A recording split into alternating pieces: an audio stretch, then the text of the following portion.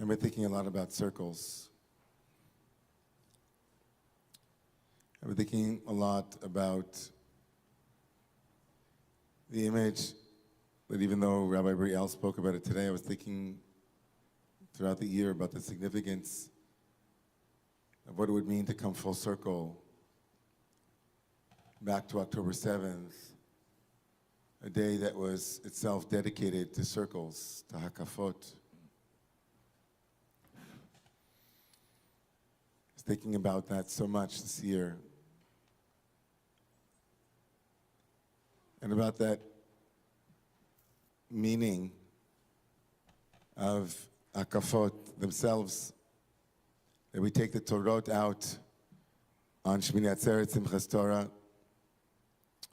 and we dance around in these 7 circles to signify the completion of the Torah.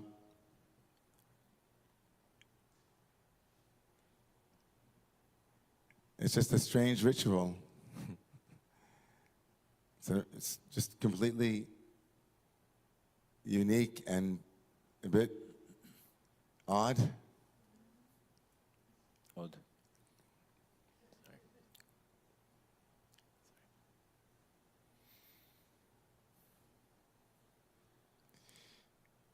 And so often when I talk to wedding couples and I ask them what kind of wedding they want, because, you know, in my wedding suitcase, I was Orthodox, I'm renewal-dox, I'm paradox, I do a lot of different things. So I say to them, in the traditional wedding ceremonies I grew up, there are hakafot also. There are 7 circles that in that worldview, it's very heteronormative. So the groom is circled by the bride based on a verse, Isha tesovev gever. There's a verse in the Bible that says a woman will surround her man. Okay, so I say to them, there's this ritual, but it doesn't have to be binary. It can be egalitarian, men, women, whoever you want. Circles are the key. And they said, well, why is it so significant? I said, well, in the Torah, when you circle something 7 times, usually it brings things down. So in the city of Jericho, when they circled it 7 times, the walls came down, and they made a song about it. So when you're under chuppah and you circle each other, you're praying that your walls come down. So is that why we circle with the Torah? What are the walls that are coming down? I mean, no, it's 7 Sheva Brachas, it's a wedding, God's the bride, the groom, make your pick, doesn't matter. There's love happening, so 7 is creativity, it's creation. It's circles. So here in Romamu, in the tradition of my teacher of Zalman, who I think also learned it from somebody, I don't remember whom, we open up the whole Torah, right? People have been there, we open the whole Torah up, and you're standing, and the Torah is completely revealed. It's quite long, right? And Alina, you know, you've been here so many times. When we get the 2 ends together, I always point out that between the end and the beginning, that's where it's all happening. Because the Torah is a circle, but it's not closed. It's an open circle. We make it into a circle, but we're not commanded to wed those 2 things together. We read to the end as if it's linear, and then we start again. But when we open it in a circle, we can see that it's a circle, right? And the rabbis point out that if you took the last letter of the Torah and the first letter of the Torah, they would make the word heart, lev, lamed, and a bet, right? So the beginning and the end becomes a heart. But how much pain is there in the world between the end of the story and the beginning of the next chapter? We don't know how the story ends because it's left open-ended. It's a circle. It's painful to think about circles that are closed. Rabbi Yecheskel Kaufman was a great historian of Judaism, said that one of the great achievements of the Bible was to, in the mythical world, the world was a circle. It was closed. You came back to the same moment every year. There's Big Ben and there's Parliament. It's the same circle. But that the biblical worldview, which placed history in a linear progression, allowed there to be an opening of that circle. A God who could intervene, change the direction. And as Brielle said this morning, it's a spiral. I don't know. All I know is we're 2 days away from the full circle. We've gone 362 degrees around the sun, and there are still 101 hostages in Gaza, and wars on multiple fronts, and human life at risk and dying. And here we are, a circle. And so I kept thinking this year, I mean, it's almost sacrilegious to make meaning of what happened on October 7th. I'm like really treading very carefully here. I think it's too early. I don't even know. It's like the Holocaust. It goes into the pantheon of horrific things that happened to our people that we should be very careful to draw lessons from in every direction. But I can't help thinking about the circles that were incomplete on that morning.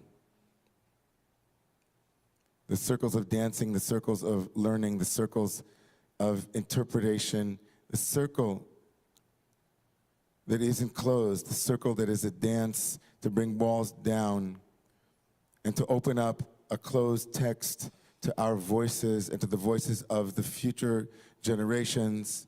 I keep thinking about those hakafot that we never danced. Those hakafot that we never danced. I keep thinking about those. And I know here at Romamu we walked around with the Torah. In other shuls we didn't know what to do. I mean, how do you know? It's just thinking about the lesson in human history to believe that we can dance a different circle, an open circle, a circle that is liberating, that is freeing, that is elevating, that moves us up the spiral of being to greater and greater love, compassion, common purpose, one heart. What is it? What are those dances? And when those courageous survivors of Nova say, we're going to dance again, I think about those circles.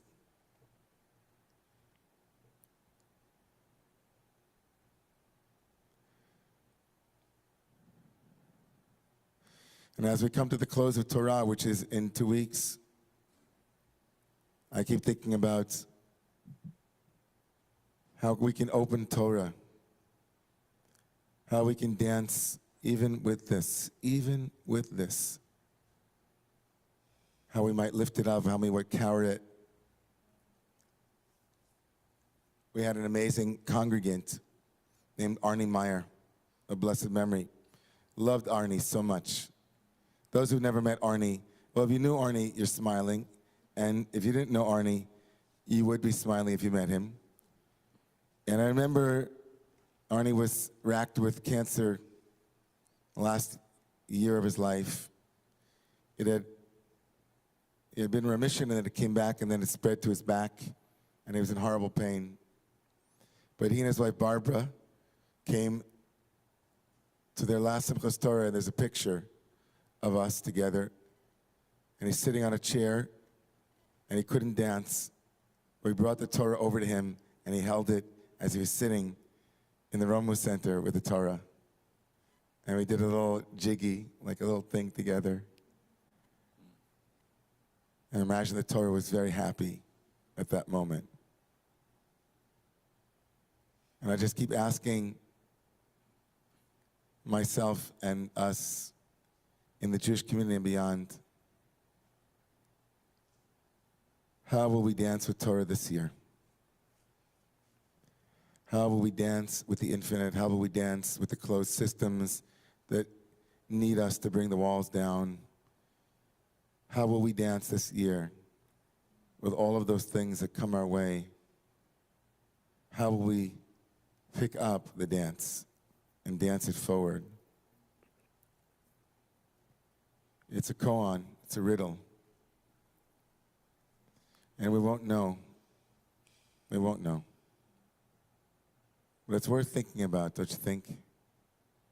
It's worth thinking about. How do I dance with Torah this year? How do I finish what needs to be finished in a way that opens it and brings it forward? I want all the walls to come down, you know? I want all of that intimacy with life to return again.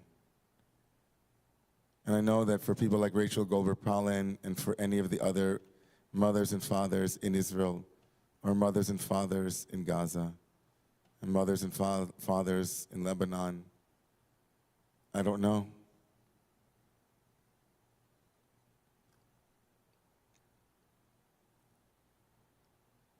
But for us, maybe for us, because to some extent we have an obligation this year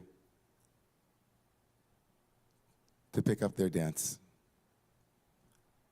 to make circles that lead to bigger circles, to bigger circles, to bigger circles, and to bring the end of the story to the beginning of the story. There's a bumper sticker that I heard someone in Israel told me, on the back of someone's car it says, "Lasipur shelanu yesh sof tov."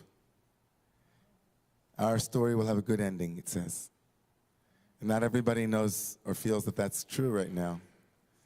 But the Torah says to us to bring the end and the beginning together. To start again and again and again and again. The circle is open and the dance is infinite. One heart.